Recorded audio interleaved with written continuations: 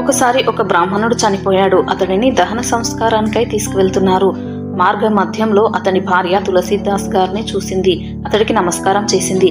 అప్పుడు తులసీదాస్ గారు ఆమెను సౌభాగ్యవతి అని దీవించారు. సౌభాగ్యవతి అంటే భర్త జీవించి ఉన్న మహిళ. అప్పుడు ఆ విధవ మహిళ తులసీదాస్ గారికి చెప్పింది, నా భర్త ఇటీవలే మరణించారు, కాబట్టి మీ మాటలు నిజం కాజారవు అని చెప్పింది. అప్పుడు తులసీదాస్ గారు అన్నారు, ఈ మాట నా నోటి నుంచి బయటపడింది, కాబట్టి నేను మీ భర్తను మళ్ళీ బ్రతికిస్తాను అని తులసీదాస్ గారు రాముని యొక్క నామజపాన్ని చేశారు. అప్పుడు ఆ బ్రాహ్మణుడు తిరిగి బ్రతికాడు. ఇది విన్న అక్బర్కి తులసీదాస్ మృతులను కూడా బ్రతికించగలడని తెలిసింది. అప్పుడు అతడు నమ్మలేకపోయాడు.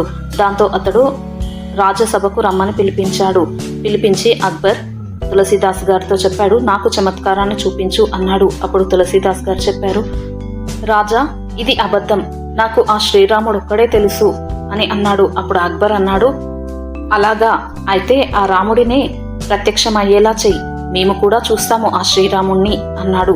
దాంతో తులసీదాసు తిరస్కరించడంతో అక్బర్ ఆయన్ని ఫతేపూర్ సిక్రీలో బంధించాడు.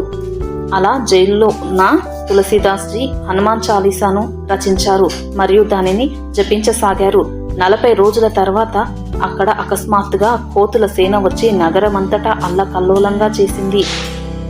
ఒక సేవకుడి ద్వారా అక్బర్కు ఈ విషయం తెలిసింది. ఇది తులసీదాస్ గారిని బంధించడం వల్లనే జరిగిన చమత్కారం అని తెలుసుకున్న అక్బర్ తులసీదాస్ గారిని చూసి క్షమాపణ కోరాడు మరియు ఆయన్ని విడుదల చేశాడు. అప్పటి నుండి అక్బర్ తులసీదాస్ గారికి అత్యంత మిత్రుడిగా మారిపోయాడు.